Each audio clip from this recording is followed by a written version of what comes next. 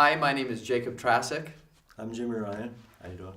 and we would like to welcome the class of the history of American folk music. And we're hanging out here at Keep the Edge Studios and laying down some awesome tracks. So, what are we going to do today, Jimmy? I think we're doing some overdubs, which is Basically, that means if you have some tracks that were already recorded, and then you would have somebody coming, like Jimmy or myself, and stacking new parts to it. The opposite of overdubbing would be capturing and recording everything live at the same time with all the musicians. You would just press record and we would capture everything at the same time, and that would be the take. But in general, if anything is punched in with the technology, meaning you're layering, adding other instruments, that's called overdub. And it's actually very useful, right?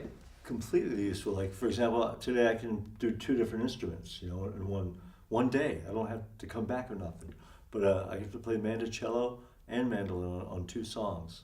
And then you get to overdub violin on two songs.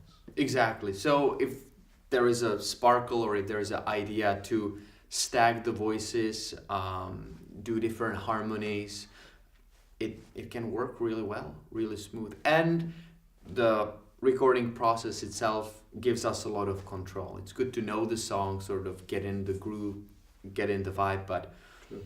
everything is isolated and there is a great control over the environment instead of recording the song live. Oh, here it comes.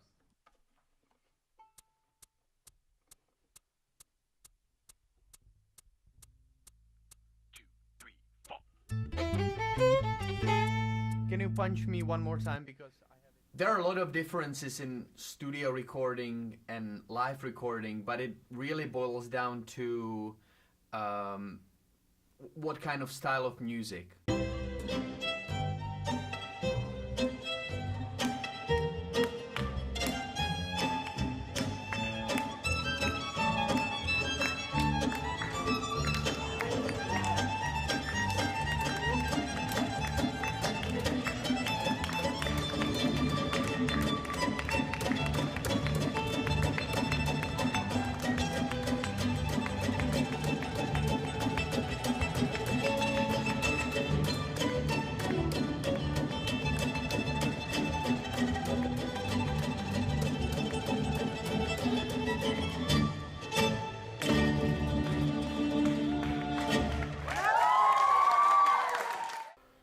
I'd say less pressure live, since it's gone pretty quick.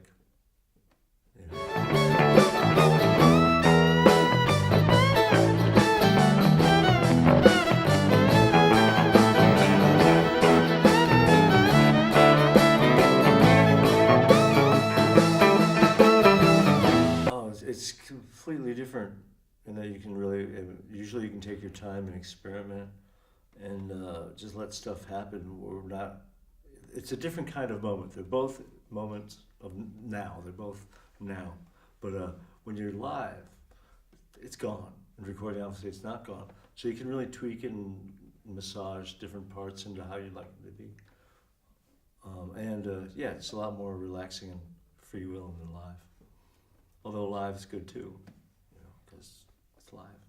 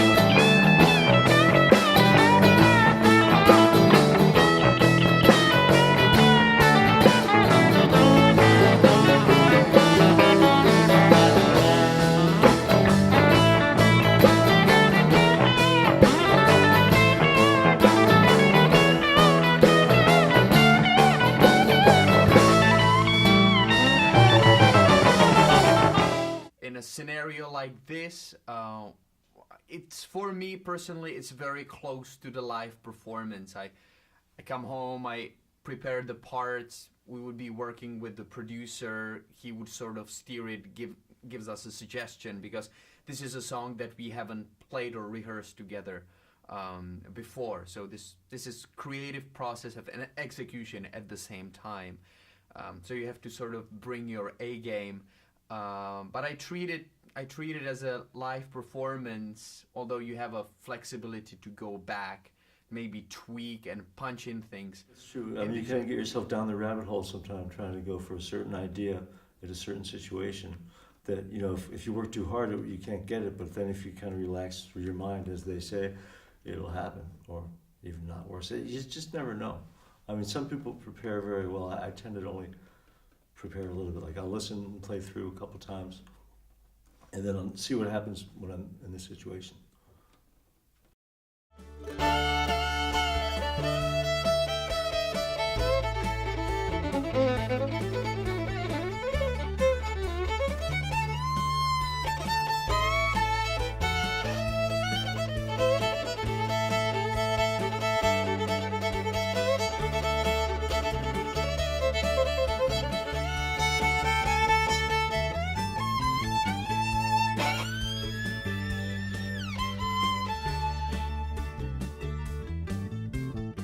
So we're at the Keep the Edge Studios. I've been here a few times, so that's first good thing when you're sort of familiar in the environment.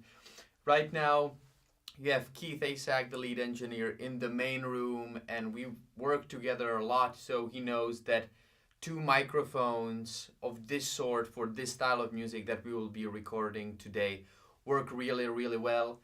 One has a little bit more of the higher end capture, that's usually the blue one, and the second one gives us a little bit more of a bottom, and they're independently wired, so in the mix or even during the recording, Keith and Chris or whoever is in the control room, the producer, they can adjust the sound. And so that's in terms of the microphones, and then I have headphones so I can hear everything, and this is a really neat system where I can actually have a control over the instruments that are being fed to the headphones. So I have my instrument and I have the backing track and maybe some other things, and I don't have to bug the lead engineer to give me more of myself or more of the track. I can just turn the knob, and it makes the process really easy.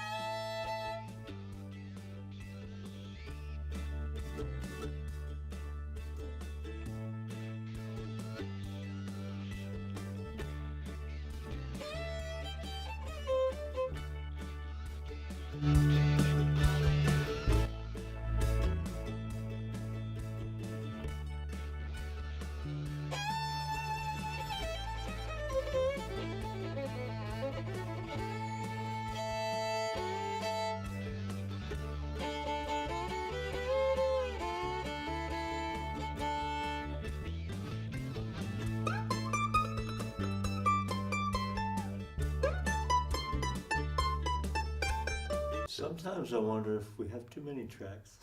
You know what I mean? It's like, oh, just give me 4. We got a ton of good stuff. Let's just do one more for Yeah. good measure and just have fun with it. So get up.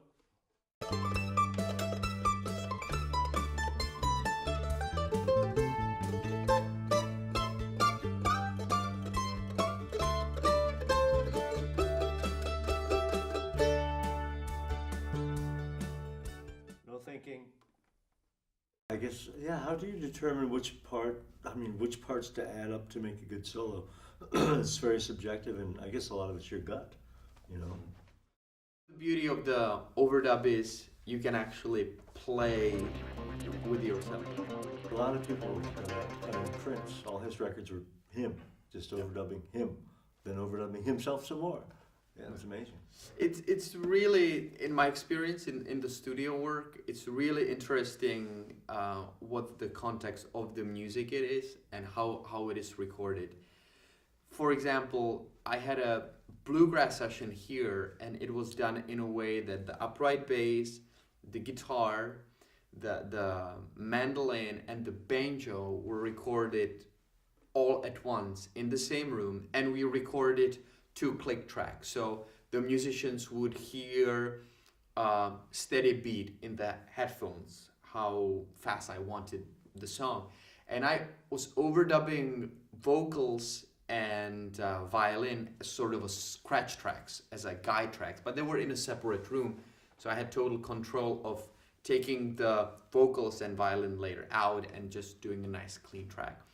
And it's really funny what happens, because I would play solo, I would be inspired in the moment, and although there was a click track recording, the musicians felt the energy, they felt the vibe, and they sort of went with me a little bit, you know, tiny little speed up, tiny little energy shift.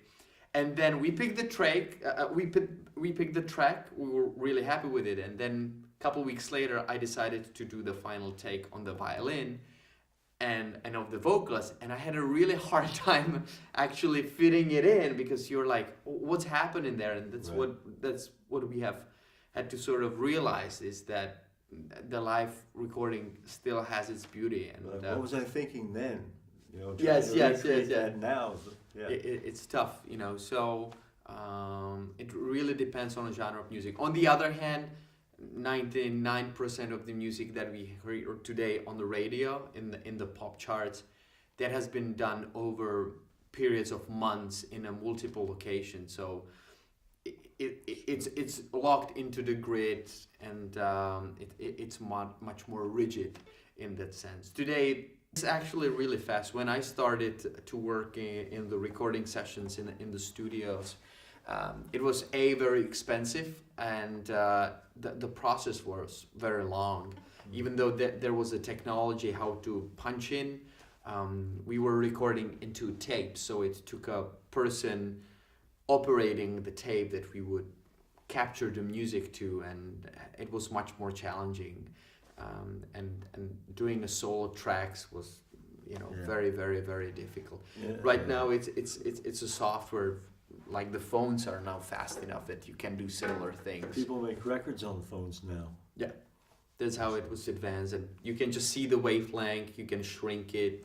Basically, if you record a voice memo, that's very similarly. That's basically exactly how it looks in the computer, but you would just have, based on the number of instruments, you can have 15, 20, 100 tracks. Yep, sorry. 1 second. I have to put my technology away. I don't mean to be wasting time.